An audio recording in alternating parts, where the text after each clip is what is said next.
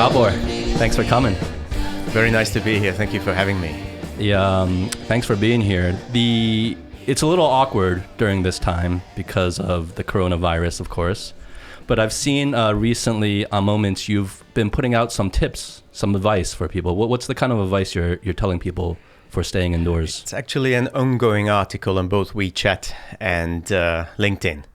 Okay. I have noticed that one of the big problems with people these days is just being confined, and a lot of people are being confined with people that they usually don't spend hours and hours on end, like their kids and husbands and wives and mothers-in-law and so on.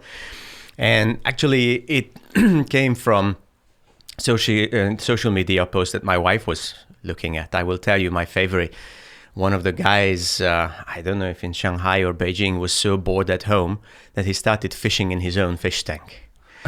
And confinement itself can be a problem. So it drives you crazy, I guess. It can drive you crazy if you let it. So I started posting tips that I learned from a previous career when I was grounded quite often, because I worked in international development projects in post-war countries.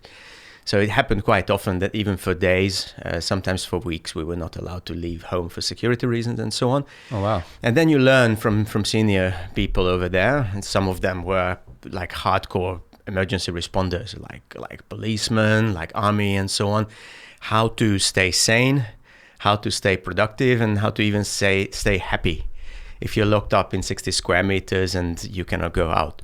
So these are the posts that I started sharing applied to this situation. So obviously you don't have to be worried about having water or ammunition, but you do have to worry about binge watching and then binge posting and binge then eating, losing your maybe. mind. Yes, that is another one too. Because there's low activity. People aren't really getting out to exercise or walking around as much. That is one thing. And the other thing is that we live in a world where commercial messages just keep coming to us and they expect us to respond. And if we are not careful, then we will spend our life responding to them. And there is always something popping up on the screen or popping up on the TV set. And all we are going to do is just invest our own time into running these commercial products, basically. So I think that is quite a danger in this kind of situation. So what is the usual length of time where you find it starting to get dangerous for people to stay indoors? I don't think it's dangerous to stay indoors at all, because there are people, if you talk to people who, let's say, live in Finland, then they spend entire months mostly indoors. But what can be dangerous is having the wrong mindset about it, and basically mentally pressing a pause button when something like this happens, and normal life and all the responsibilities with it get suspended.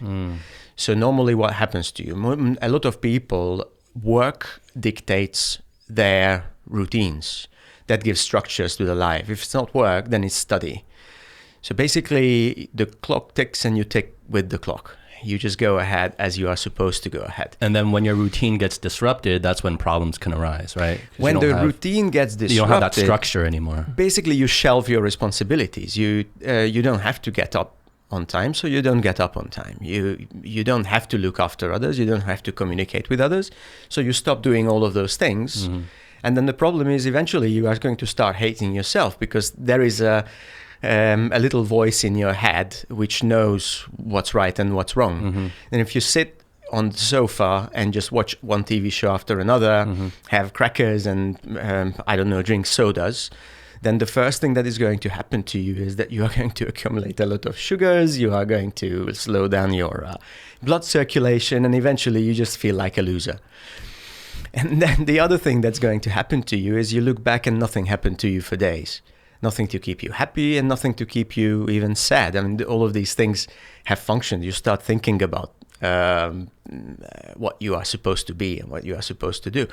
So what I recommend in these updates is it's perfectly fine to watch movies. It's perfectly fine to play video games, but you have to design this kind of curve that keeps you up, down, both physically and mentally. So you deliberately interrupt yourself at certain intervals. Usually they say an hour, hour and a half is a good interval to interrupt yourself. If you are on a couch, pull yourself up. If you're on your feet, sit down. And then you can create a quite pleasant routine. I mean, I'm not for ironclad self-discipline. It's something that you need in order to even enjoy the show that you're watching.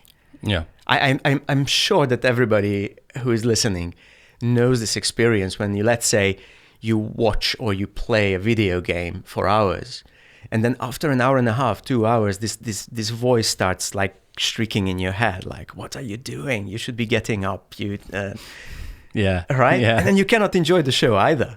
Yeah. It starts being self-defeating just to sit there and keep watching. So this is what I'm trying to help people prevent. I see. Well, Gabor, cheers. Cheers. Welcome again.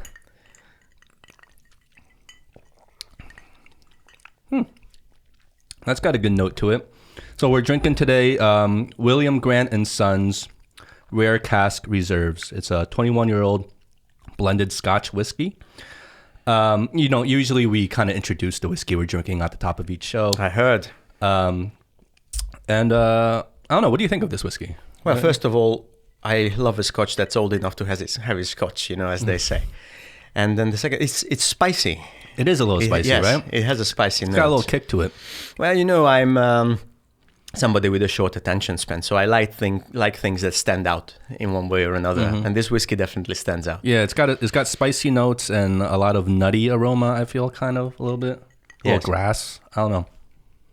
It's pretty good, though. I usually try to stay away from these very sophisticated descriptions because I can only do it if I read it from the bottle. Well, I'm just pretending as well. I'm just trying to sound like I know what I'm talking about. Right. But people who listen to this show know that we know nothing about whiskey. I have a friend who is a wine connoisseur and wine trader. And one of the things that we do when we meet is, what was the latest, stupidest wine expression that you picked up at parties or something like this? Some of those things that make no sense at all. So, not to linger on the subject for too long, but because of your previous experience, I'm wondering, have you ever dealt or known anyone that's dealt with cabin fever? Is that a real thing, cabin fever? It is. Hear that? So, can you explain that? Like, what is it, and how serious is it, and how often do people get it? Cabin fever, as they say. I mean, when we say cabin fever, it's a word that we don't use too much anymore. So it's a little bit like in an earlier stage of medical science, they said things like melancholy and hysteria, and they actually thought it was a medical condition. And finally, we found out that it's it's a label that we stick on certain kind of medical conditions that we understand much better now. Okay. So if you look at cabin fever, it's a self-defeating vicious circle of a lack of activity and a lack of impulse and the depression that comes out of that. And of course, when you enter a cycle of depression, then the new cycle of loneliness, isolation, monotony hits you much harder. And then it goes around and around and spirals out of control. Yes, exactly. It can spiral completely out of control to the point of, I don't know if you know that opening scene of Apocalypse Now. Yeah, I do. But when I think of cabin fever, the movie reference I think of the most is The Shining, right, with Jack Nicklaus. Yes. Like it's Nicholson, not Nicklaus. Nicholson, Yeah, yes. Nicholson, the golfer's Nicklaus. But I think of the movie The Shining, where a guy goes crazy, there's in the snow cabin and kills his whole family. Yes. That's what I think. But I'm sure that's just Hollywood kind of exaggerating. Not really. I mean, of course, in The Shining, first of all, the cabin is quite big. And secondly, there is the spiritual element. So he's supposed to be under a curse in that building. But if you mentally connect one scene when he's just throwing a small ball against the wall for hours and hours, apparently. And then the other one when he gets to this point where he's just staring out of his head and there is George Ligeti's music playing in the background. That is what cabin fever can be like. But then you can take it to the next stage when Martin Sheen breaks mirrors and pours whiskey into his own mouth. So at one point, you basically, if you don't have information from the external world that guides you, you can completely lose your sense of reality. So you can actually start hallucinating, and you can start having crazy thoughts about yourself and the world. Now, that is, of course, a very severe case of cabin fever.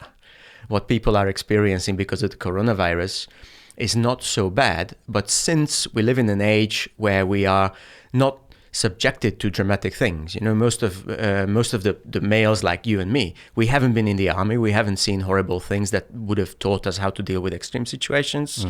Babies are delivered in hospitals, unlike at the time when the expression cabin fever comes from. So for example, women, they learned how to deal with trauma, they learned how to deal with very stressful situations from things that happened every now and then, every couple of years in every family.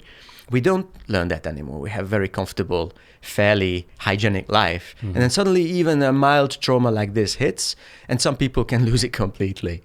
The interesting things are, I just posted a couple of tips just to give listeners a little bit of an idea. There are 4 behavioral types, like 4 kinds of actions in human life. You at the beginning you set goals, you push, and then you interact, and then you help or provide service to others, and then you evaluate, organize, and so on. And I shared a couple of tips for each of these, and start with organizing. Look at, if you are locked down for a couple of days, look at, do you have enough water? Have you got the medicine that you need? Do you have food? And so on. So going around in these circle of these 4 types of activities. And they are quite useful because if you follow step 1, 2, 3, 4, then you can build yourself a routine that takes you through a day, at the end of which you're going to look back and say, well, actually, this lockdown is not too bad. Now, you can't imagine the kind of questions I got after I posted each of these episodes. So I start getting questions like, you mentioned in one of the first posts, I mentioned, if you need medication, just look at, have you got the medication that you need? Let's say you are going to stay at home for a week.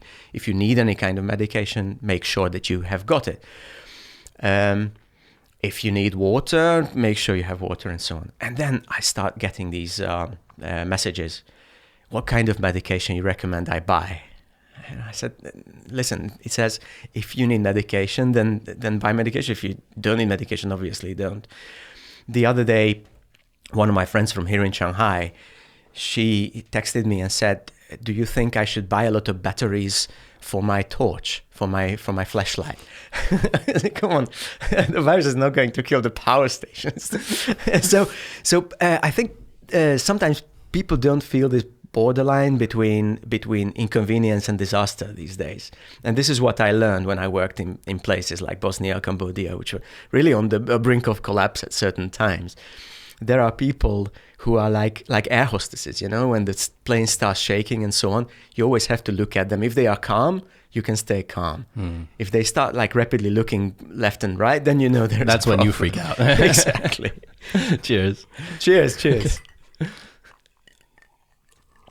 Yeah, I really like what you said about how for most of us living in modern society now, we haven't really experienced a lot of the hardcore traumas that a lot of the earlier generations or people living in other regions of the world have to face on a daily basis or have faced at all in their lives. So when a little bit of kind of crisis hits us, we kind of verge on that line of panic, right? And even your friend who asked you how many batteries should she get for her flashlight or whatever, I mean, these are kind of self-explanatory questions. They're just common sense kind of things. You don't need to ask someone about those kind of things, but I think they ask you because there is that little sense of panic. So they're trying to reach out to other people to reconfirm to themselves if they're making the right choices. Does that make any sense? Yes. Like in the physical reality, that there must be a borderline between now I'm inconvenient and now I'm in trouble, if you see what I mean. It's a little bit like you told me that you also like martial arts. So somebody punches you and then mentally, whether it's an inconvenience, it's pain, or it's an injury. If it's pain, you go on. Or even if you're a runner, or even if you're doing something else, like you play tennis, and then you feel this pang, and sometimes it's just pain, and then you push through it and you go on. Sometimes it's an injury, then you have to stop. This is a very important differentiation to stay functional. It's the experience to be able to know the difference between the two. Yes, right. Exactly. Now, I think in the society that we are living in now, and the younger the people we discuss, the more true this is becoming, is not just this kind of perception between the two is disappearing, that people don't always know if it's an inconvenience or a disaster, if it's pain or an injury. So I don't know if you trained with older people, younger people, you know that there is an older generation in all kinds of sports who have a tendency to push through the pain, and then younger ones, they have a much higher awareness of when do you have to, how do you have to breathe. Okay, one of the examples that I love is the heartbeat counter. And it's a fantastic thing in certain sports, but now even amateur runners who run like 2K, they started wearing these things and they are checking on their smartwatches what their heartbeat is. I mean, if you run 3 or 4K, who cares what your heartbeat is? You're not going to get into a zone where you have to worry about it. You know what? I kind of agree with you. Even though all my friends who are amateur, you know, they run as hobby, you know, right. They all wear that. They all track. They do. They track their vitals. They track their heartbeat. And yes. So that's a gadget.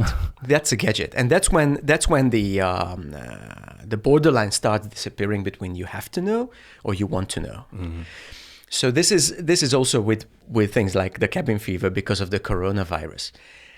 Some of the questions may come out of genuine concern, but some of the questions may come out of interest that people think is genuine concern. Do you see what I mean? Mm-hmm. So somebody is sitting at home and it's like, okay, Gabor says you should prepare for this situation, but I look pretty much prepared. So what else can I do? Or I do a lot of corporate training. Some people ask questions because they need the information. Some people ask questions because they want to look smart. And if you look at what's happening on social media, I think now the bigger half of people who comment or ask questions on social media do it because they want to look smart. Absolutely. I agree 100%. So these kind of situations also give people a topic to discuss. But a very important thing to keep clear in your head is now I'm discussing or now I'm preparing, solving a problem. These are two completely different issues. So somebody who messages me, what kind of medication do you think I should buy in preparation for, staying at home for a couple of days because of the coronavirus? I sit and I say, well, listen, either you're asking this because as a kind of intellectual exercise, and then, okay, let's talk about this. But if you ask because you have a genuine medical need, I am an intercultural leadership consultant. Why would I be able to say? Look at the post. What does it say? It's behavioral help. It's like mindset and routine and self-leadership. It says nothing about biochemistry. I don't know anything about. Well, I think because you coach leadership, so they see you as a leader yourself. Yes. So they look towards you as almost an authority figure in terms of information and things of that nature. Yes. Where they don't have the confidence in themselves at that moment in time because maybe they're panicking, they're scared, whatever it is, that they're looking outwardly for answers. Yes. Instead of kind of answering the questions themselves. I do believe that's true, and I also believe that is the reason why if you put anything out there these days, you have an enormous responsibility, including this podcast, including social media. Yep. Because it's so easy. You can make opinions about anything. On this podcast, we could start giving advice about the coronavirus, about things that we don't know anything about. Exactly. Now, on the other end of the line is the same thing. People, if they I don't know, they zero in on Oprah, or they zero in on Conor McGregor, then they take advice from those people on everything. Because those people are icons. Mm-hmm. And sometimes I'm listening to these things like, I don't know, a golfer started a channel on something completely unrelated. And they cluster together brands and so on. I find it very interesting that people don't think about what they are doing there. Commercial products, commercial information has kind of blended together with medical advice and news and all of those kind of things. And moments like the coronavirus outbreak, they are the moments of truth. Because, for example, a lot of people started blogging about quasi-medical issues because of this. How dangerous this whole thing is. Should you take it seriously? Should you stay home or go to work? And a lot of people re-comment on it and so on. And every now and then there is a voice who comments on one of these posts. It's like, dude, what do you know about these things? You're not a doctor. And I have a very big respect for people who do that, because first of all, they expose themselves. As you know, they open themselves up for attack. Exactly. And because they are the lone voice of reason at a time where everyone's kind of... And you know this expression, hater? Yeah, of course. That is labeled very quickly these days. Like if you're a showstopper, if something is beautiful happening here, there is like a cooking blog, and then people who follow it started exchanging information. If you're not marching along to the beat, right, with everybody else, like blindly just marching along and going with it and hurrah, you know, it's then all of a sudden you're a hater. Yeah. Yes. And one reason why let's label them haters. One reason why I have a high respect for those people is because they do it. Because they raise a hand and say, well, wait a minute, he's a chef or he is I don't know what, a musician. He's not a medical professional. But the other thing is that I myself don't bother to do it. You just watch this social media stream like the Matrix in the movie gliding in front of your eyes, and then you say, these people are crazy, and you don't do it. You maybe because we are afraid of the repercussions, I don't know, but you let it roll basically. Well, talking about social media, like what's your view or perspective on social media today and its role with kind of blending or promoting culture and getting people to have more exposure to kind of cultural differences with different cultures and different countries, different peoples? Do you feel it's more divisive, or do you feel it's helping? Oh, that's a great question. So there are two kind of qualifiers that I would like to mention before we start talking about this. The first thing is that generally speaking, I think any tool, any medium, any communication forum does what people always do. Maximum, it magnifies it. And I think social media is one of the examples. I don't think people will fundamentally behave differently because of social media. I think just they will be louder and their voices will go farther because of social media. So this is one thing. The other thing is that my forum is face-to-face. So when I do my work as a speaker, as a consultant, then I face the people that I talk to. It can be a keynote and there could be 300 people in the room, but I still read the room. I still say something and I see the vibe. I see if people frown or people lean forward. If I do a corporate workshop or if I do individual group coaching, that's extremely interactive as a genre. So sometimes I step into it even not quite knowing what I'm going to do because at the beginning people bring up issues and I reflect on them. And when you write, it's also something like this because another forum is my blog, my books and so on.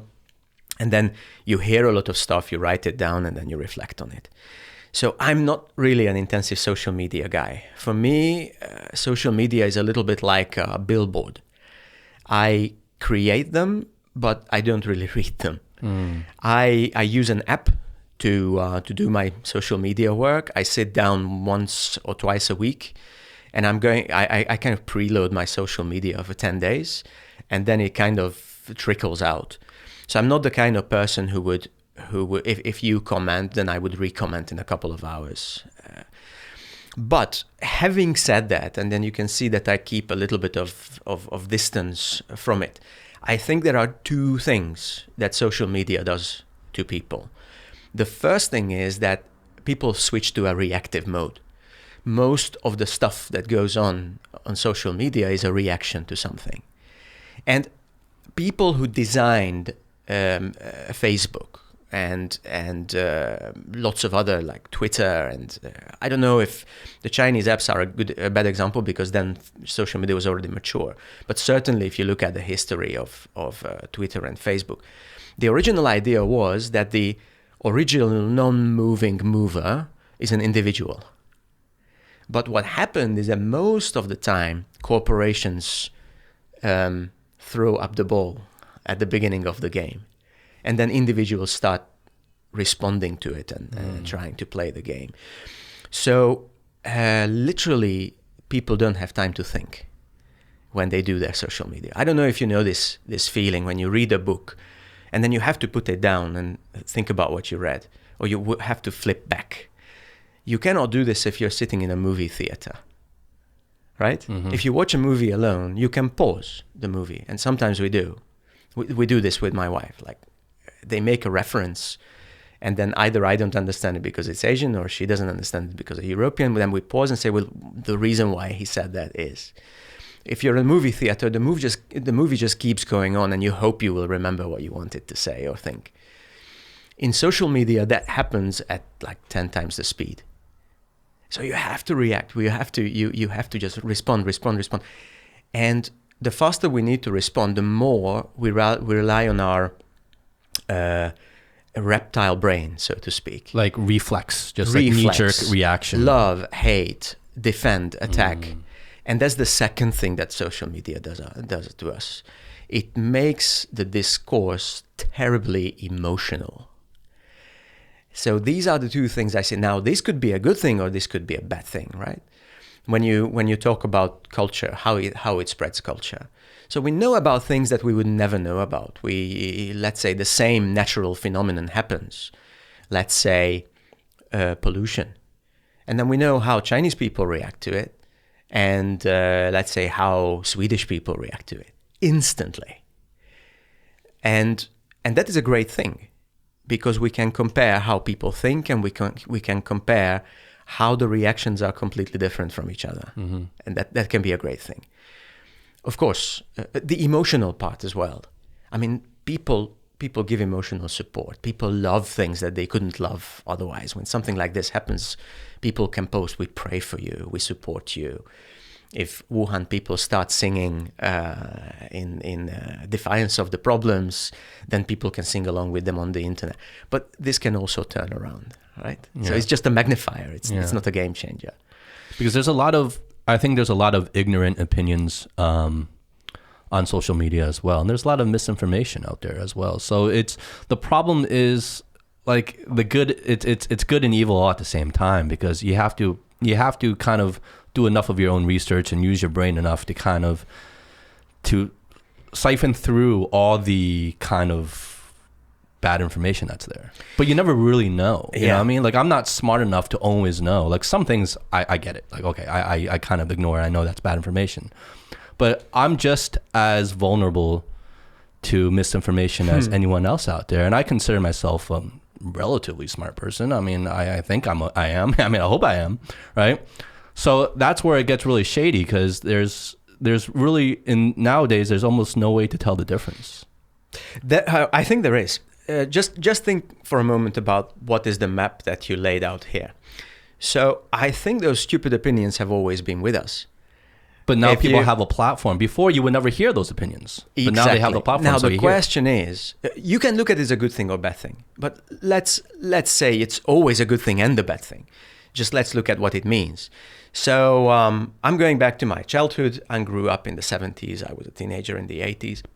Those stupid opinions have always been there. I mean, you just had to go to a hairdresser, right? Those were the people who always knew about everything, how to win a World Cup, how to solve problems between countries and so on, and taxi drivers, and all of those people who have an opinion about everything.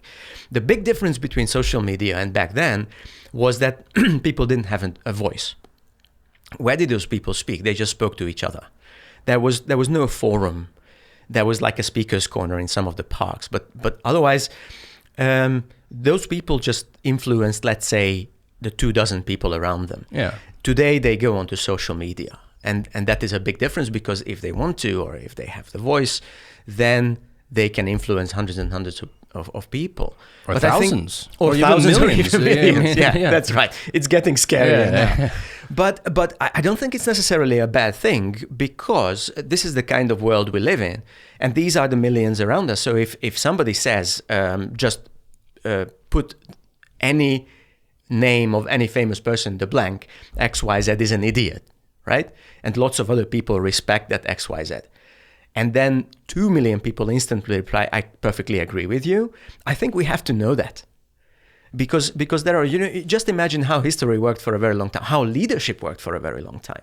Leaders were extremely surprised that the majority was against something because before that they didn't know. Exactly because those people didn't have a voice. Now they do. Now all those people do have a voice and they can share it. So a huge difference is that for a very long time, communication, writing, printing, even recording was a tool for the elite to influence the masses, right? Yep. And suddenly it turns topsy-turvy, and the masses start influencing the elite. And just look at it. I don't want to make it very political, but look at which societies love these developments and which societies just cannot accept it as a new reality. That's very telling. Come on, who are you to make an opinion about this thing? You can stop people by opinions. You can stop people by technically stopping them from posting. So actually, if you want me to take sides, I still take the side of those cultures who say, you know what, fire away. Just do it. Brexit became official 2 days ago. Mm-hmm. And a lot of people say it's completely stupid. Those people who voted for Brexit, they had no idea what the European was. They had no idea what Brexit means, but they have to live with it. You see what I mean? I mean, in all those people who have money to buy real estate everywhere, the politicians and so on, they are protected. They have enough money. They have enough resources, even if Brexit turns out badly. But those people who drive the taxis and work in the factories and so on, they wanted the Brexit. Let's see what they are making out of it. Well, so they have to live with the consequences of their own actions. But what you're saying with social media is like, you're saying that the good outweighs the bad? Mm-hmm.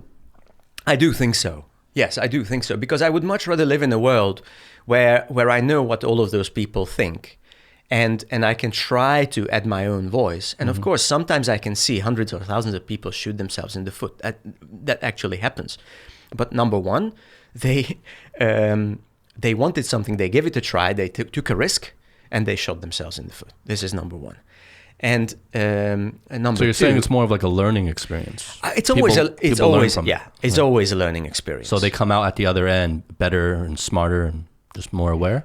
Okay, just let me go back a little bit into my own life. So I grew up in two countries which were not on the enlightened end at that time. So I grew up in Hungary and Iraq.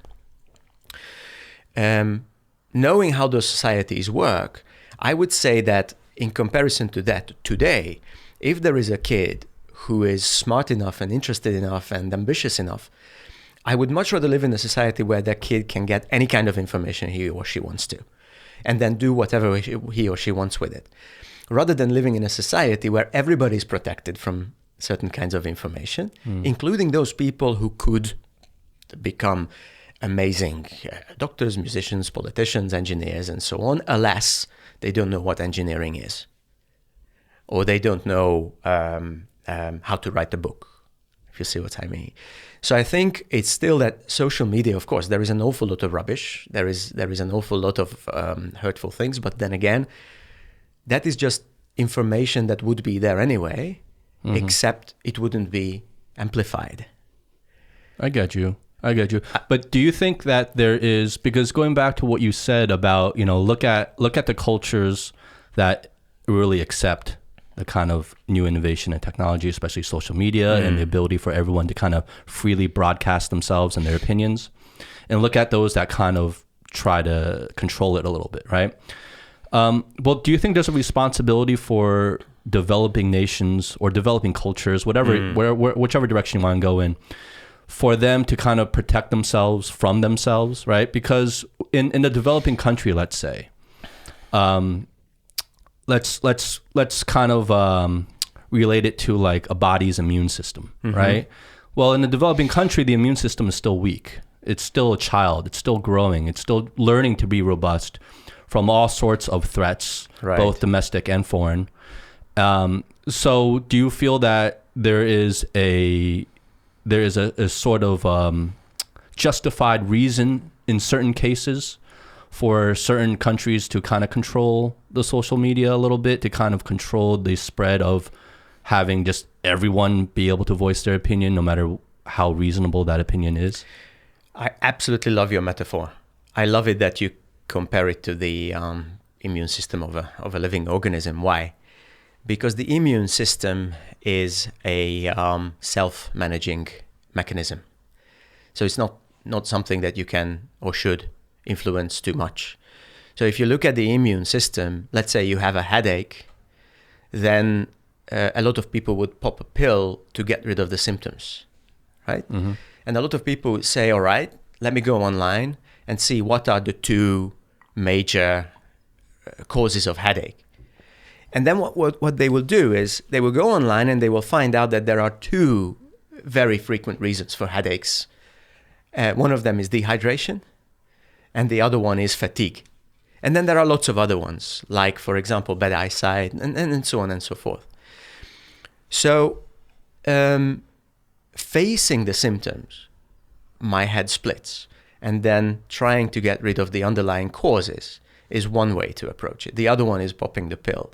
I think when an authority, and you don't have to think about countries, there are corporations who do this to their employees. Yeah. There are families that do it, and so on. I think that's like popping a pill. You temporarily get rid of the symptoms, but you don't deal with the underlying causes. So yes, public opinion is like the immune system. You know, if people hate something, they will voice it, and then they will get rid of it, and then if they miss it, they will bring it back, and so on. Give it a chance. Let it play out. And especially because I work with high-level decision makers. So I started off as a junior diplomat. I worked with governments. I worked with politicians, diplomats, and so on. In 2002, I switched to corporate consulting. Most of the time, I work with executives, but I still work with international organizations and so on. And this is what I tell leaders.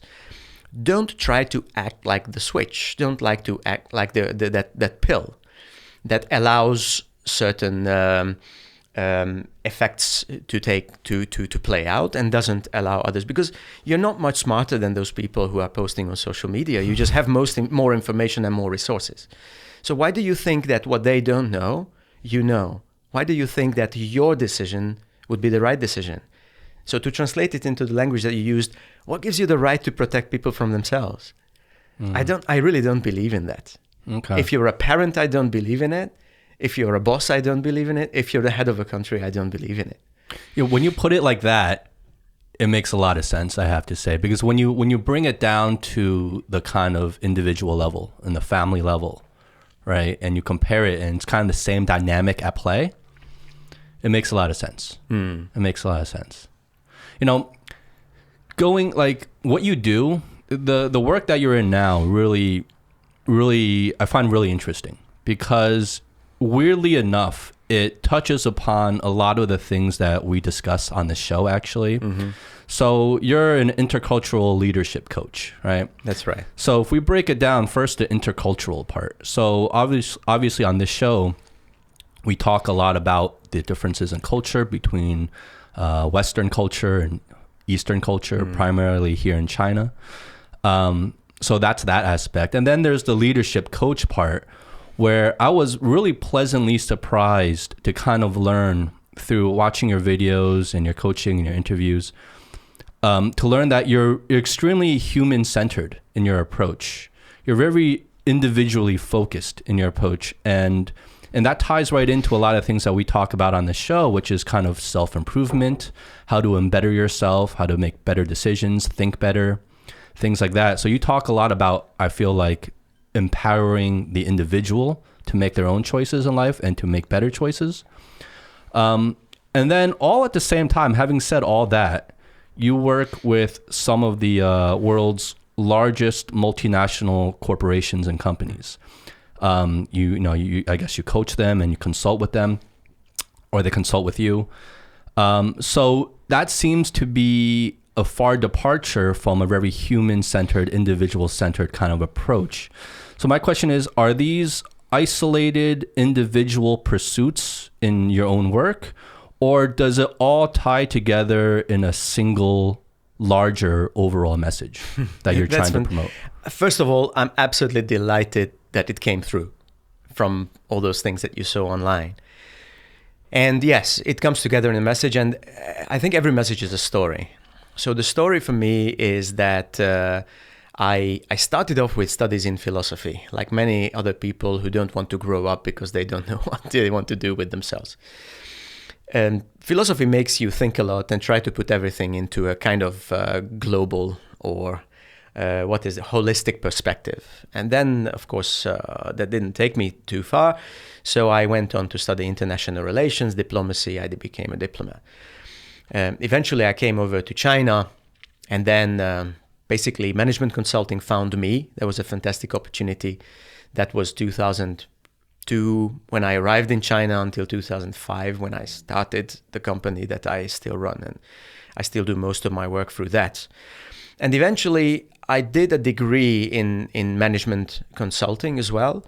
And most of the people I started working with, they are the kind of strategic consultant or strategy deployment consultants who would help you on how to implement Six Sigma, how to create a new strategy for your firm, and so on. And I didn't really find my place in that world, because one of the things that I saw is we took a system. It can be a CRM system, a customer relationship management system, which is basically a software. Or you can look at Six Sigma. You can look at designs thinking. You can look at the performance management or the hiring system of a company. And as a management consultant, very often what you do is you basically hammer people into the system. Or if people don't accept the system, then you try to build a better system. This is the McKinsey type of management consulting work. And I looked at what we were doing, and I said to myself, we have been kind of fine-tuning these systems for years now, but I think the system is fine. That's not the problem at all. The system is, as you noticed with a very keen eye, I think the problem is the individuals. So if you look at, for example, and I can translate it into another metaphor, I think the traffic code and the traffic lights and the signs, that's fine. We don't need to change those, but we need to change the way people drive. And that's why I started focusing on the individual, because every time a company tried to either introduce or maintain one of these extremely complex systems, and the stakes are very high, not only because there are billions of dollars at stake, but also because these are the companies that make our pills. These are the companies that make our homes. I mean, if they screw up, we will pay a very heavy price. Now, I found that the problem is not with the systems. Many of these systems are crafted by overeducated, overpaid individuals who do an amazing job, but that at certain junction points, there are gatekeepers who are just not convinced that this system makes any sense at all. And basically they put out their foot every time somebody crosses their path, right? And that's what became extremely interesting for me as a kind of professional mission. And then afterwards that I started dealing with this and I started learning systems that explain human behavior, that's when I stumbled onto culture as one of the keys to understanding why people resist systems that are otherwise quite workable. And you know it because you also stand between cultures. So sometimes there is a new boss, and then he tries to maintain certain things, and people simply say, that's not the way we do things around here. Every time I hear it, I feel like an archaeologist when the ground at the construction site kind of caves in. And it reveals this somebody like whole has hidden... to come and tell us what's going on here. Because very often it's like, that's not the way things are being done in here.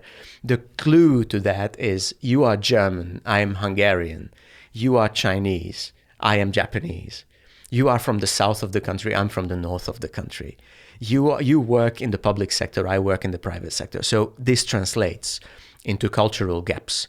And this is, again, a very emotional topic. People sometimes even don't admit it, even to themselves, that the reasons, they try to rationalize it. We need a little bit more time to introduce this. We have to hammer out some bugs. But actually, at the core of it, it's a kind of visceral resistance to something I don't understand or don't agree with.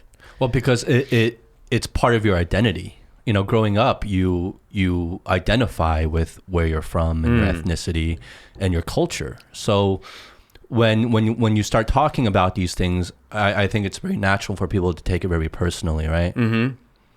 Well, I don't know if it happened to you when you were younger, when you were a kid or a teenager, that your parents or your family gave you an item of clothing as a gift, and you hated every single molecule of it. And the family said, why don't you just wear it for a while and give it a try? Mm-hmm. So intercultural work feels like that. Mm. So you get like a sweater, or you get a cap, or you get a pair of shoes, and it fits for size. But you say, this is so not me. And oh my God, if I wear it, what will my friends think about me? And if somebody takes a picture, will I look stupid? And then suddenly you start hyperventilating because of an issue that otherwise doesn't matter so much. Rationally speaking, it's your mother's voice. Just wear it for a day or two there, and then you see if it grows on you, right? Mm-hmm. But in the meantime, there is this emotional part of your identity, as you say, which is self-constructed, by the way, your identity, which says, this is not me, I don't want this, I want to get out of it. So this is actually the kind of mindset that I'm dealing with in large organizations. So what are the problems you typically run into? Is it the friction in different cultures bumping up against each other, or is it just a general lack of understanding? What is it usually that really what is it really that causes the problems when it comes to culture? Yes. So now again, that is a fairly abstract statement, which is true as such. But let me bring it back to the individual, because that's where the secret is, as you observed. So at the beginning of this whole issue, I have to sit down with an executive who is the key to the success or failure of a corporate venture. And that venture can be the smooth running of a factory or 20 factories, or it can be introducing a new leadership system or a performance management system, or it can be starting a new branch for a large multinational company. So I sit down with this person, and usually the way it starts is extreme confidence or extreme lack of confidence in a certain situation. I started working as a management consultant with high-level executives of European multinational companies in China. So that was my bread and butter for a very long time. And then I stepped over to not just China, but East Asia and Southeast Asia.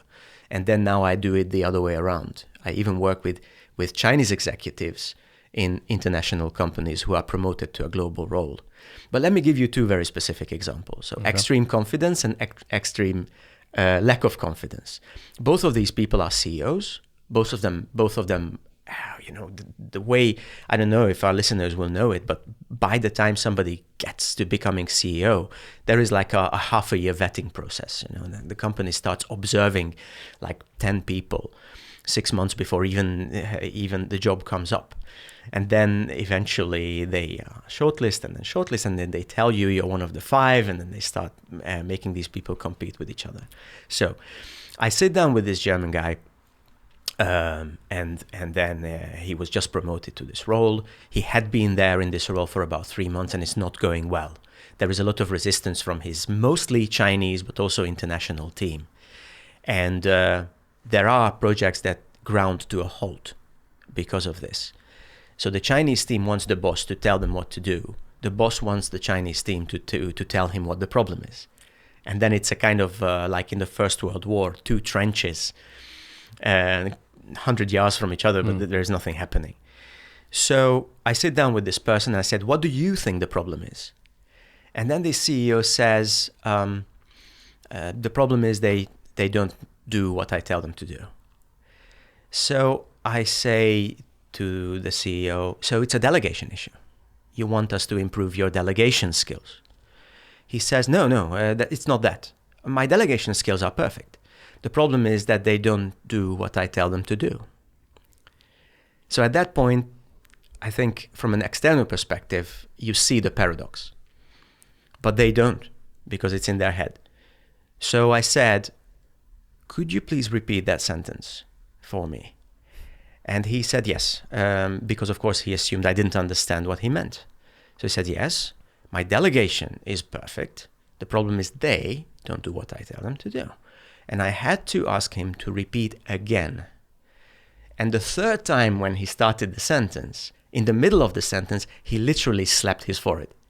There is this sound. I don't know if they can hear it. But he says, so you are saying that if people don't do what I want them to do, then my delegation methods cannot be perfect. And then I told him, actually, I never said that. But yes, that's the point. That's why we are here. So then we say, in my profession, we say you have to build awareness first, and then you can move on to skills. So this is one extreme example. The other extreme example is also a European gentleman. He was promoted to CEO in China for a large industrial conglomerate. And then when we sat down for the first time, I asked him again, so why do you think we are here? What is the issue that we are working on here? And he said, Gabor, I don't think my bosses who hired you to coach me know this, but I think they made me CEO by mistake. I don't think I'm cut out for it. I don't think I'm ready. I don't think I have the skills. I think this is going to become a disaster.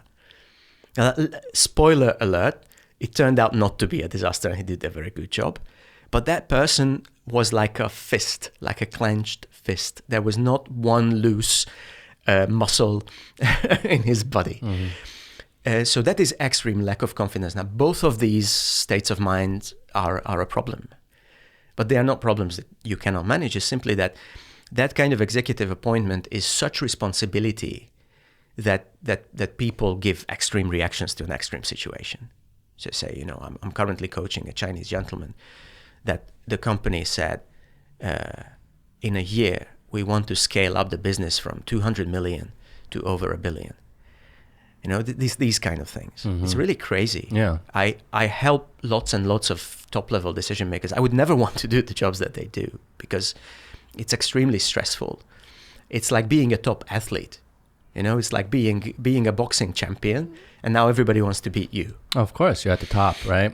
And you have Absolutely. tremendous responsibility. Yes. And tremendous goals set on you, heaped on your shoulders that you have to achieve, or else otherwise your job's on the line. Yeah, right? Exactly. And from the human perspective, because I think most of the people who are listening to us, they have no idea what a CEO does. I mean, what we know about CEOs that they are overpaid and we hate them. But just imagine that somebody, let's say, is a mother or father with 3 kids, right? And then does an excellent job. So somebody from another parent from the school says, you're such a fantastic mother. We would like you to organize a birthday party for 20 kids. And then you do an excellent job on that. And then somebody says, now we would like you to manage a school with 20,000 students. So this is what happens to these people, right? And of course, they don't want to say no because this is what they have been preparing all their careers. But the step up can be intimidating. It's not cut out for a human being under normal circumstances to take that kind of leap.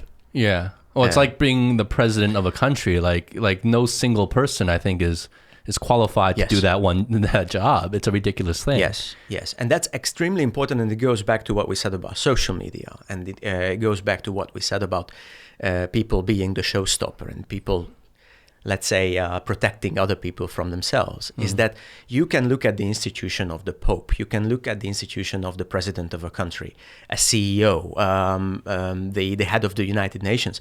You peel away these layers and layers and layers of power and ritual, and in the middle of it, there's a human being, exactly like you, who gets up in the morning and sometimes asks himself, like, am I doing here? Is who am I? Why me? Or what if I had chosen another kind of life and I would read the newspaper in the morning and then look after my roses? And so there is so much doubt and there is so much Insecurity. Thank you very much. In every human being, even if you put all these kind of shiny armor on them, and they look inviolable, they look infallible, but nobody is. Absolutely nobody is. I absolutely believe that. I go around, I've adopted a principle in the way I kind of view things and going through life that I feel has helped me, is that I feel like no one really knows what they're doing in life, right? No one really knows. We're all just guessing as we go along. Right. We're all just learning as we go. Yeah. Some people learn faster, but we're all just learning nonetheless as we go. No one has it all mapped out, and nothing ever really goes according to plan. So we're all just trying to tread water is, so to speak. And there's this idea that, you know, the world is not built, like we like to think that the world around us is built by these giants, right? And that they're untouchable, these giants, and we can never really aspire to be them. And, you know, we just live within their rules and the worlds that they built for us to live in, right? Right. They're the gods. But when you realize that the world around you is built by people just like you and me, you know what I mean? And sometimes not much smarter, you know what I mean? Yes. So you begin to kind of empower yourself to be like, well, I can affect change. I can do things. I can step out and do something that means something and that has an impact here. You know what I mean? And you give yourself that confidence to move forward when you kind of start viewing the world that way, whether it's true or not. But once you start viewing the world that way, it empowers yourself to be able to kind of do things that you might not have thought possible before. Yes, that's right. And when you do, it's usually because of other human beings. This is something that a lot of leaders don't understand. Is that I love playing with language, and I love observing the connection between organism, and organization. So basically, when you organize, let's say if you look around this studio and then you say, "Oh, what a mess! I have to." Actually, it's not a mess; it's very orderly. But let's say one day you come back and your dog made a mess, and then you say, "I have to put everything back in place. I organize it." You don't create additional value by adding things. You create additional value by putting things in place. So it's the same elements. It's just you fight the entropy of the environment, and then it becomes more efficient, and it becomes nicer, and it becomes more hygienic because you organized it. And then comes organism, that we, every individual human being is made of carbon and a couple of other things. And then we are so amazing and unpredictable and creative because this matter is organized in a certain way. Now that's also true about organizations, right? Organizations are more than the individuals because people inspire each other. The interesting thing about my profession is that a lot of leaders forget about this. When you're a management trainee, you admit that most of your accomplishments are because of people around you. And when you are a member of an amazing team, you have no problem admitting that what you achieved is mostly because of the team. But then when you become a leader, a lot of people have this kind of what do you call it? This kind of obsession that it must be them. I must add individual value. But no, I don't think so. If you look at it and you ask like the ultimate goal, it's very difficult to answer the question of purpose on any level. Organizations, of course, make out this kind of like mission statements and so on. But ultimately, if you look at it, an organization, just like an individual organism, the main goal is to perpetuate itself, right? So if you look at individual human beings, I said, what is your life purpose? People will say things about health. People will say things about family. People will say things about work. What is that? It's just keeping things in order to make sure that you last for a longer time than if you didn't take care of these things.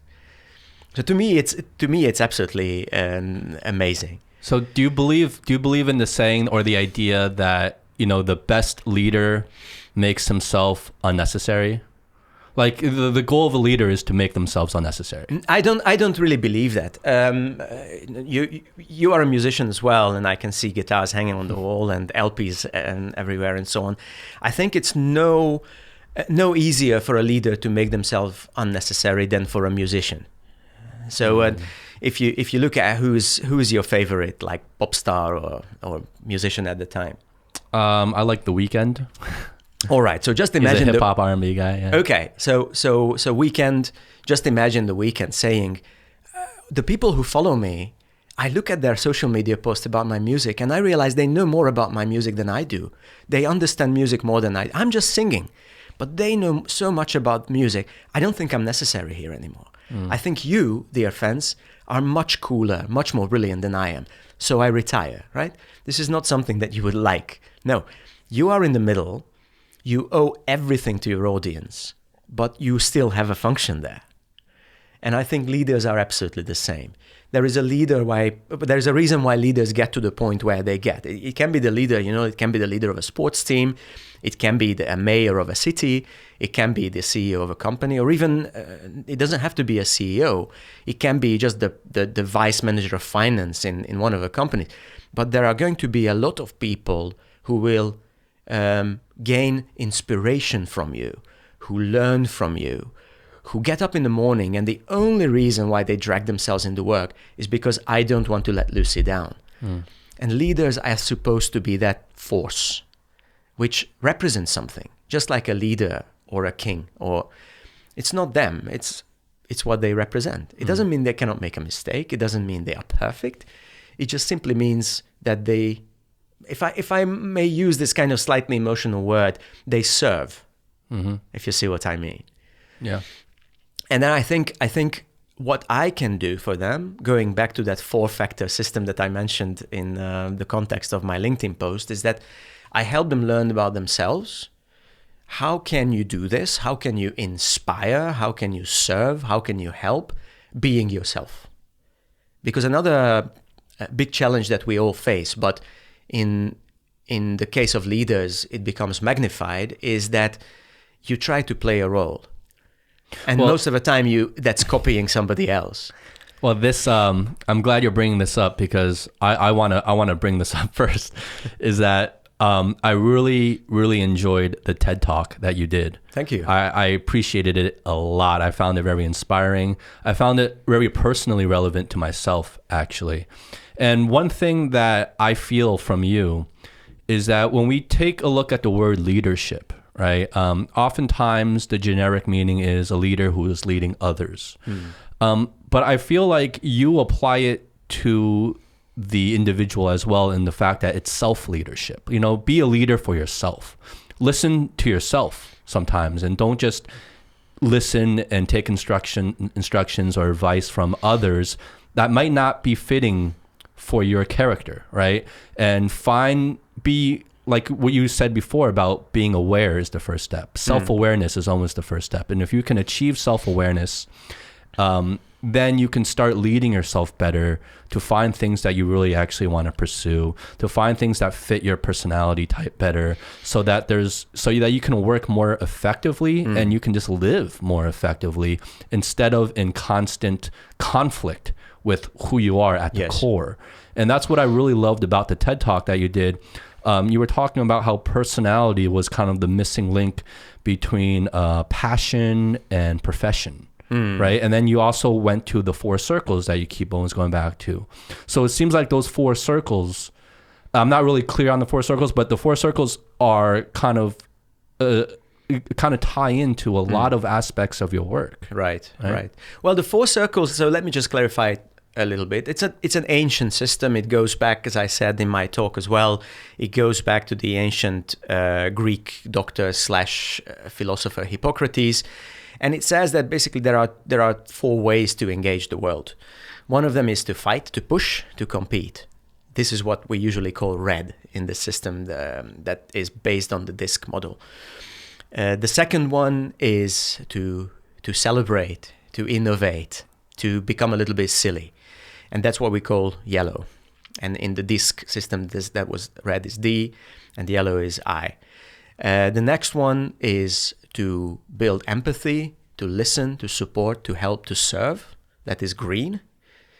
The S. And then finally, there is to plan, implement, organize, reduce risk. And that is the last C. So DISC. And what color is the last one? It's the blue. Blue. The blue. And also there is a symbolism in the colors, because red is the color of revolution, fire, and so on. Yellow is the color of attention, sunshine, and so on. Just imagine somebody dressed in these colors. Green is color of relaxation, nature, and blue is associated with order, the police, steel, the sky, the order of things. In Chinese, we say tian sha, the everything under the sky, which is basically how things work. Now, everybody has all of these 4 elements, but because of our chemistry, our brain chemistry, which is sometimes also called personality, some of these things jump to the foreground. So if you have any kind of problem in the world, so just imagine that you need help. Let's say you have to move this apartment, right? We both live in Shanghai, and sometimes the landlord says you have to move out in a month. So you want to get help from your friends. 4 different people would get this in 4 different ways. So people whose personality is dominated by the red, by the pushing style, they would look at this as a challenge, and then they would they would organize. Maybe they would pay somebody to do it, or they would say to a friend, "You owe me," and they would use authority. They would use hierarchy. They would get their employees to do it. So they'd be more aggressive about it. Aggressive, competitive, but also aggressive is a judgmental word. And these kind of systems, we don't use judgment because all of these systems work if you use them the right way. Okay. You see what I mean? So let's say if I am Bill Gates, and then you are my third cousin, or you are one of the people who follow me on Instagram, and then I say, I need a favor. Would you do me a favor? Would you help me with this and that free of charge? You can look at it as aggressive. But I would be very happy to help, and I even tell my friends, it's so cool. Bill Gates asked me for a favor. You see what I mean? And then the second one, if you are now I'm exaggerating for facts here, but let's say if you are dominated by the yellow, by the eye, the playful, innovative color, then you would turn it into a game. You would inspire people to help you. Okay.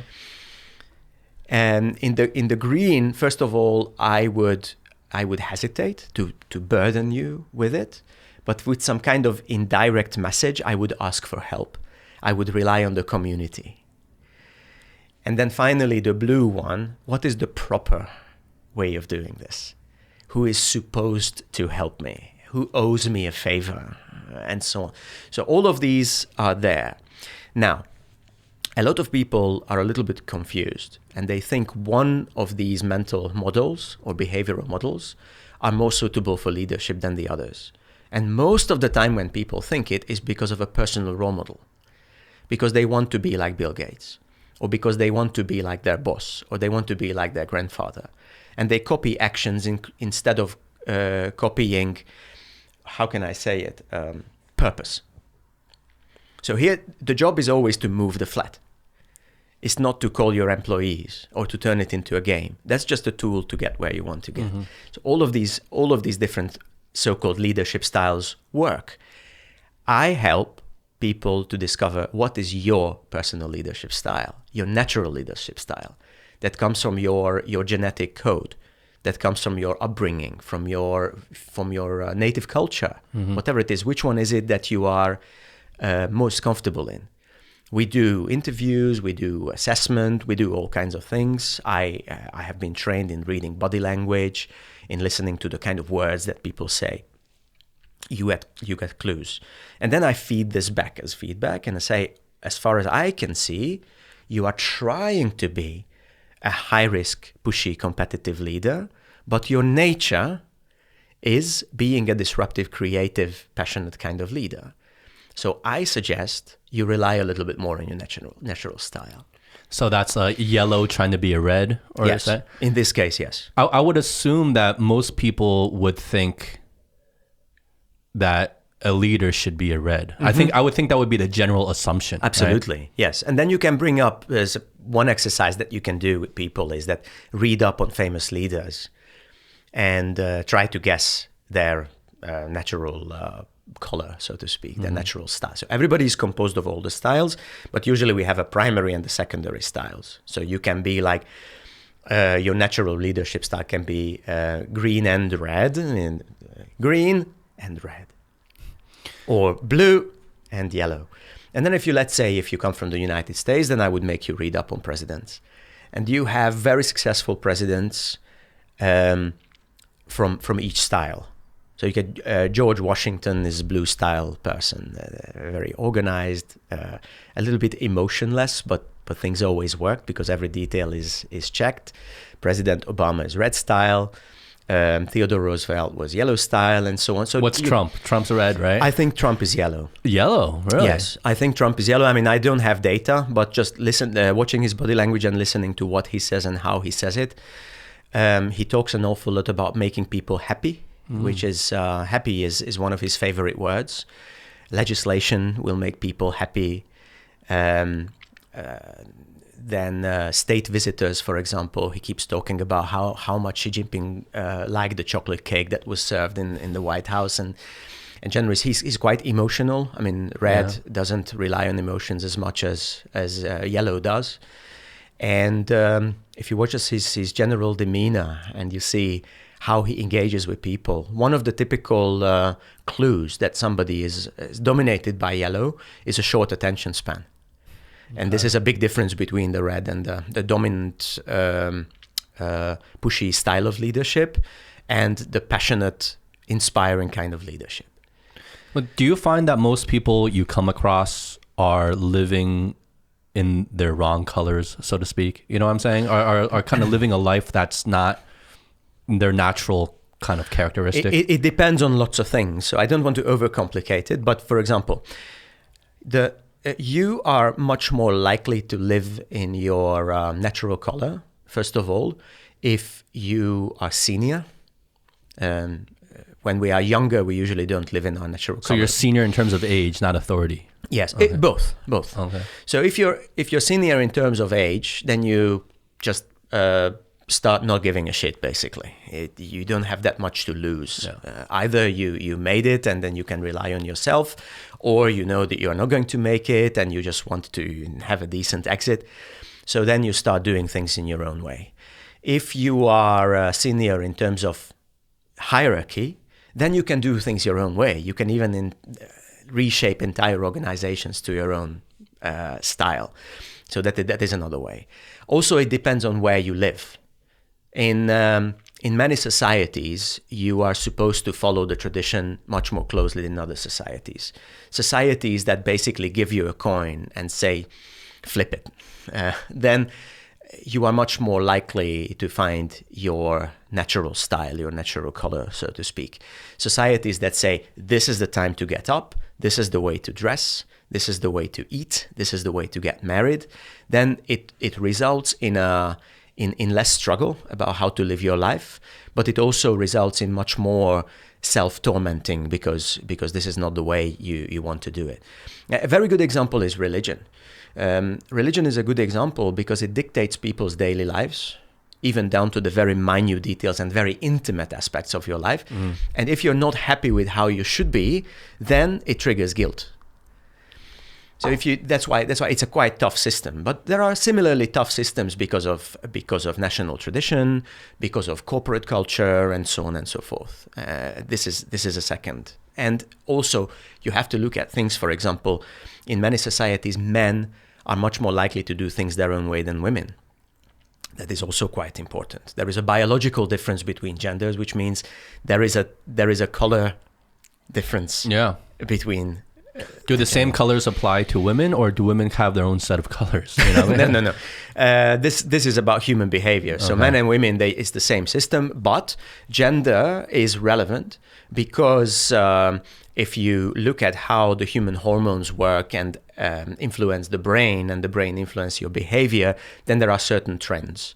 So naturally speaking, men are more likely to fall into the red dominated category, for example, because it's associated with the hormone testosterone, which is statistically just men create more of it than women. And then the blue color is related to they are not hormones, they are neurotransmitters, but it's called estrogen and serotonin. These are the blue and the green neurotransmitters. So women are naturally more likely to fall into those two categories. But of course, there are men who would have a profile that's similar to women, and then the other way around. Let me give you an example. Women in corporate leadership jobs, that's a huge issue.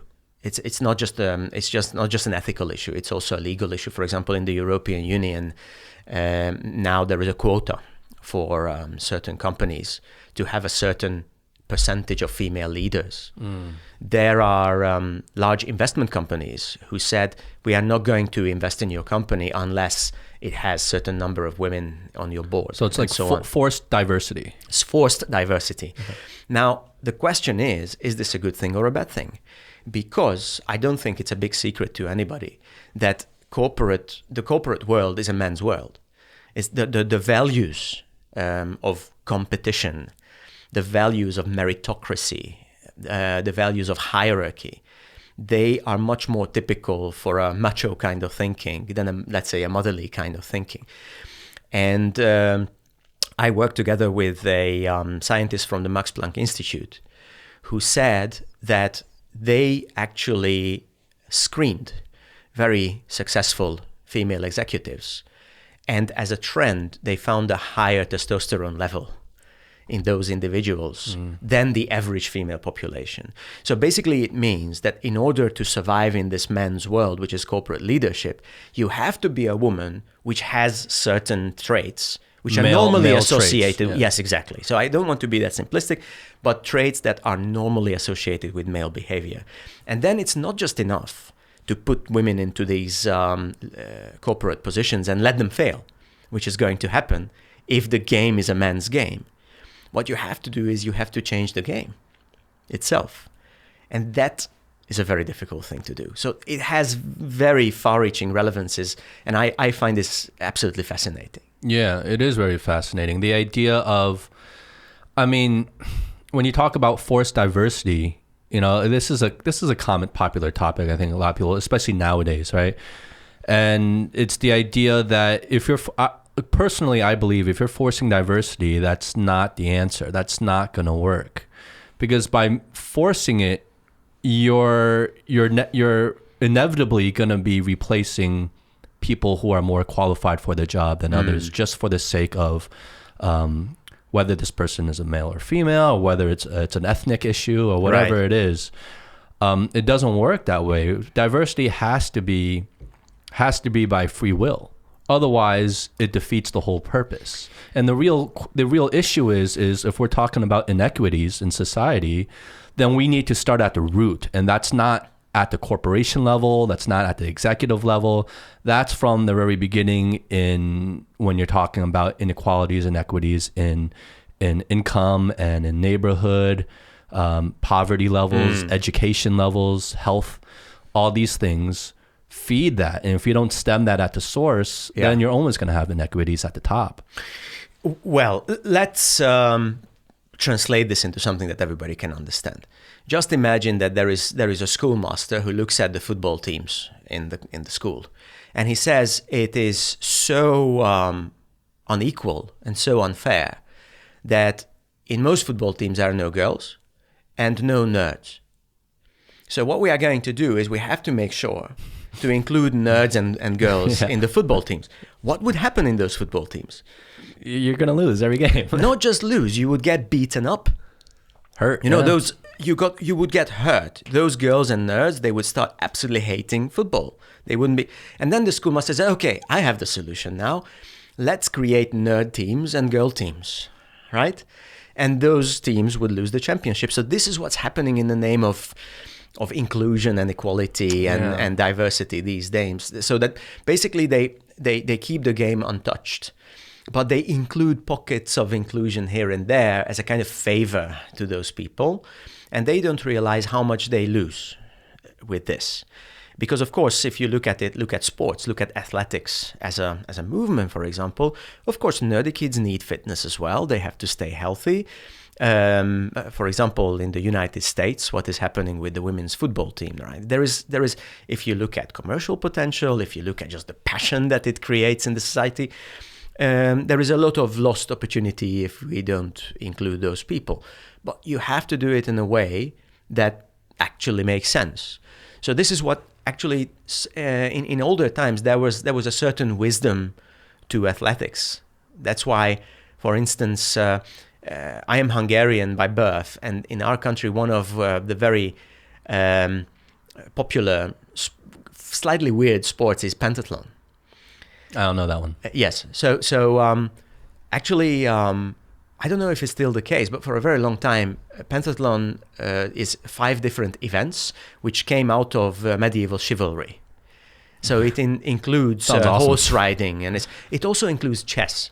Wow, that sounds awesome. Yes. So just imagine if the schoolmaster said, we are going to create a kind of Olympiad for people where we have 3 events, right?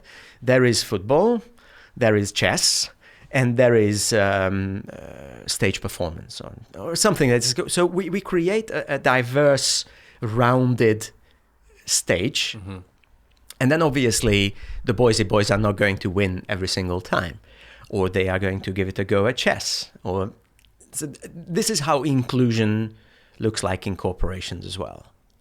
So that's an example of changing the game. Right? Yeah, well, we have to change the game because a lot of times exactly the companies that try to be more diverse are the companies that are struggling, because the general public, they want to relate to these companies. I mean, we have to take this very seriously. Brands are brands because people love them. They identify with them. Companies like Uber, companies like Google, companies like Apple, people follow their stories like they follow the story of a football team. It's very emotional, and people learn about life. They draw inspiration from it, and we have to make sure that people don't draw the wrong inspiration from it. If you see what I mean, what's happening in terms of gender equality in companies like Uber, in companies like Google, right? You can actually become the wrong kind of influence in society if you're not careful with it. And maybe what you are doing, some of these companies, what they are doing is not illegal.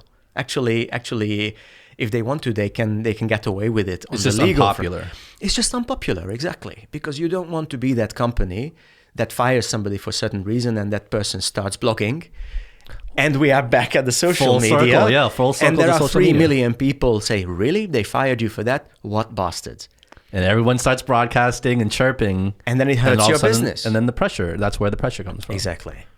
Wow. Yeah, it comes, that's so social media is really changing the game in terms of how companies act. But in my opinion, it's also changing the individual. And what I mean by that is a topic, we started off talking, not we, but the show when in the first few episodes started talking about was the idea of the individual going through a midlife crisis, right? And I'm getting to that age where I think that might be the case with me. I'm not sure. Doesn't show. It doesn't show. Thank you. But I think that social media, because it's such a new phenomenon, right? That there's this new term now called early midlife crisis. They have to put an early in front of it because I think people are running into or experiencing that midlife crisis earlier and earlier than traditionally. Right. And I think that has a lot to do with social media because every day you're bombarded by people posting these great lives and these great moments and these awesome pictures and great things that they're doing. And I think that's adding, and in an era before social media, you would never have known about that. So it would never have affected you. But now it affects you every day if you're into social media. And that causes a lot of insecurity, right? And I think that drives or sparks that midlife crisis a lot earlier in people now. Right. And I don't know if that's true, but I'm thinking that could be very possible. Like, what do you think about that? Well, you have to look at what midlife crisis means. So let's look at the midlife part. I think the friends that advise you on this, they have a very strong point about the early midlife crisis. Because let's say as you approach 50, historically, that's a grandparent's age. That's the time when you would start being part of an extended family, and this is the way it worked for 10,000 years. One of the reasons why we have the midlife crisis these days is because we live in atomized societies. So we don't live together with multiple generations in the same home anymore.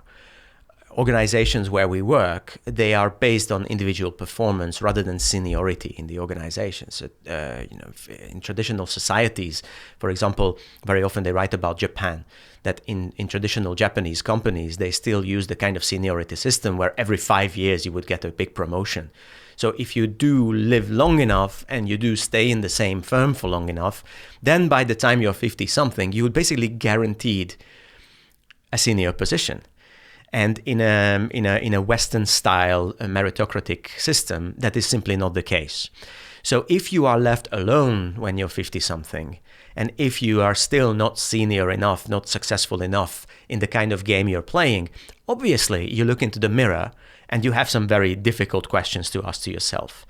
So this is the midlife part. Adding to this problem is that because of the advance of medical science, people live longer. Yeah. Let's look at how many countries these days they have presidents in their 70s. In a way, that's weird. So just think about it. Whatever your age is, I'm not going to ask you, but whatever your age is, just do the maths and just imagine that your big chance comes when you're 70 years old. Just like many of the people who run some of the biggest countries in the world, it's a little bit freakish, isn't it? That is a little bit crazy. I never really thought about it that way. That is really crazy. Huh? So as we imagine ourselves in our early 60s as already kind of cooling off.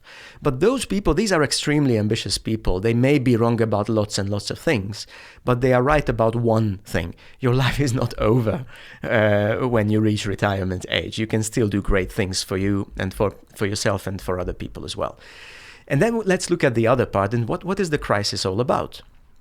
The crisis is a kind of identity crisis. Yeah. Who am I and what do I want? And what have I accomplished? What have I accomplished? Did I use my time well?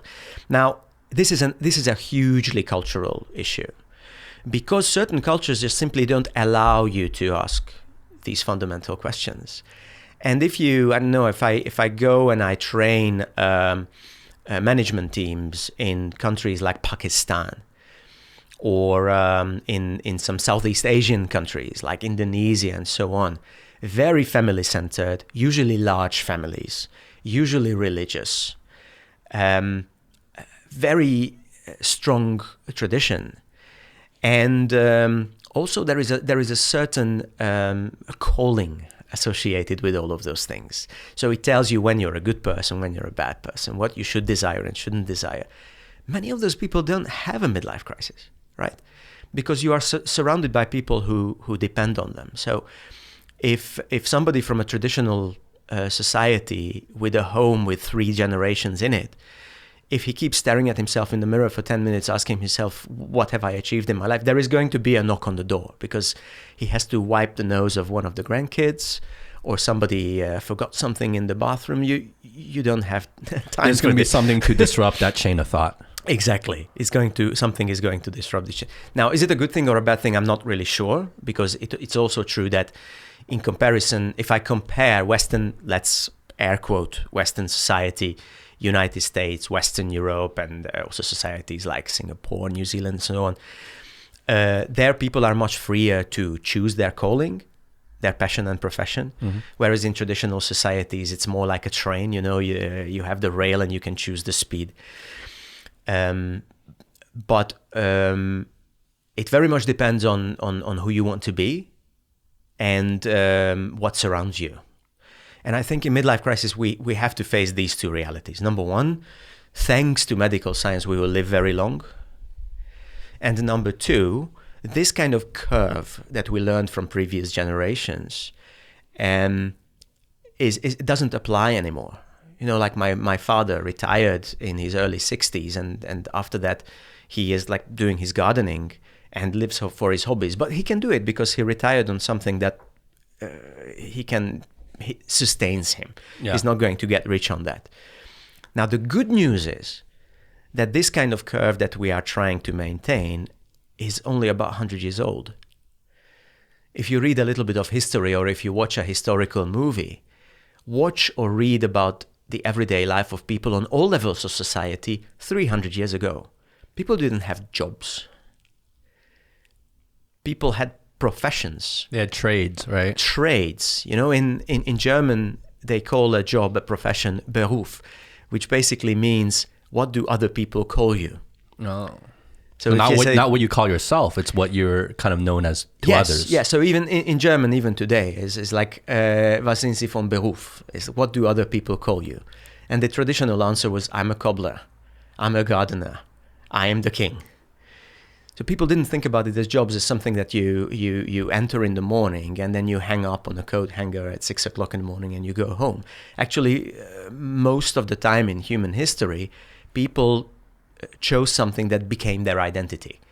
And then you did it until, I don't know, until you couldn't move anymore. And if you look at the new economy of gigs and self-employment and doing what you do right now, that doesn't need to stop when you're 60 years old. Why should it? You can just go on. I mean, you can sit in front of a mic and do podcasts, or you can drive taxis, or you can break bread, or you can lead a country until you're very advanced in years. So what's the best piece of advice you think you can tell somebody that, let's say, is getting towards midlife, right? Getting a little up there, and is just innately unhappy with what they're doing, but they find it too daunting or too scary or too risky to kind of just change professions altogether, or do something different, or pursue something that they're passionate about. Right. Like, what do you say to that person?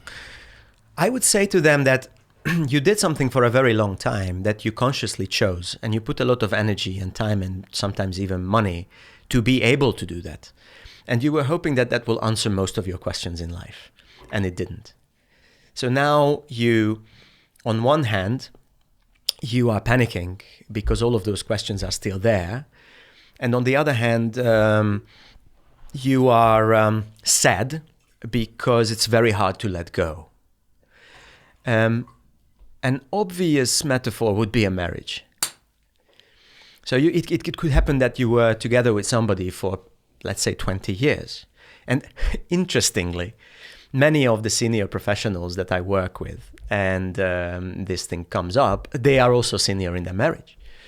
And it can also be a very tricky thing, because kids grow up, and then sometimes you become very senior. Many of the executives now, they have a more flexible lifestyle. Sometimes they are even advisors and so on. They spend more time at home, and then they simply realize, why my marriage worked? Because I was never at home. And now suddenly I'm not really sure, do I want to be locked up with this person on hours on end? So you thought you checked that box or those boxes, and then you suddenly realize, I haven't. And that is a scary thought. Now, just like in a marriage, it can happen that actually that was the answer. You just didn't approach it in the right way, right? In terms of mindset, you mean? In terms of mindset, yes. Because when you, let's say if a married couple has a spat, they have a fight with each other, and one of them just kind of throws it at the other one's head. You know what? Let's divorce, right? Sometimes it's genuine intention. Sometimes it's just a quip to hurt the other person. But then you stop and you say, is this situation repairable? Is this something that I want to keep doing? It's just it's not going the way I hoped. This is one possibility. The other possibility is this is beyond repair, and then you have to make the tough decision of moving on and creating a new chapter. Midlife crisis is exactly the same thing. I think 2/3 of the cases is actually what I do well. I have the experience. People like me to do it. They need me. It's just the juice, the passion is gone from it. So all I have to do is rekindle that kind of thing inside. And actually, we can look back at traditional wisdom, and very often the answer to that question is to pass something on to the next generation, because this is what we are biologically, we were coded to do. For example, so let's look at the positive example that it's repairable. So am I a senior salesperson, but it doesn't give me any joy anymore to land multi-million deals? Maybe my next chapter is to become somebody who prepares salespeople for the success. Or am I in any kind of profession? Maybe my calling is to write it into a book. Maybe my calling is to start an internal team that makes sure that this kind of institutional learning goes on. Just like in traditional societies, I am not a fighter or a hunter or a gatherer anymore. I am a caretaker. Now, one of the reasons for these blues that we feel in midlife crisis is because I would like to go back to the hormones and neurotransmitters of the 4 colors. And if you imagine a kind of a matrix in front of you, where the red and the yellow are on top, and the blue and the green are at the bottom, that what happens in our life is we have a certain gravity of hormones. The fighting hormones, the cheer hormones are emptying out of our system as we get older. And the responding hormones, the caretaking hormones, the listening hormones are becoming stronger and stronger. And especially men, that creates an identity crisis because suddenly you feel like you are not what you used to be. You don't have the charisma, you don't have the drive, but that's perfectly normal. Life is just preparing you for a different role. That is pretty profound. I think I never thought about the kind of the shift in terms of if you look at the four colors, the older you get, the yellow and the red start dropping down, like you say. It does. And you start naturally becoming, whether you're male or female, whatever, you start naturally typically becoming more blue and green, right? Yes, that's right. Now, very, very simple things. Just imagine that you are talking to a 50-something-year-old man, and then he starts complaining, what is happening? I start losing my hair. I start being frightened when people raise their voice. The other day I cried when we watched a film. Do you know what all of this is? This is all the toning down of the testosterone in the male system. And the testosterone is associated with the red color in the four-color system. Wow. But people just simply think, this is not me. No, it's still you. Is that there is an expert called Helen Fisher. She is quite well known. Started off as a medical doctor, brain scientist. Then he became a tech entrepreneur. Then now she's a management consultant herself. And she trained me in one application of this four-color system. And then she brings it back to ancient human societies. It's men had to give way for the next generation. Men used to be hunters and explorers and fighters and so on. But if these fighting hormones and exploring hormones, these kind of aggressive competitive hormones, they don't start toning down with age, then you never let the next generation take over.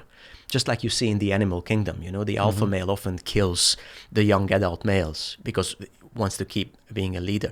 Human societies don't work like this. Human societies thrive on diversity. So in ancient societies, when males got to their 40s, and that was the next fight, it was the 30-year-olds, just like that 40-something was 30 once, who said, let's get the bastard, I want to go, give me a lance, I'm going to, and the other one said, you go and fight, I will make the lances, and I will give you advice.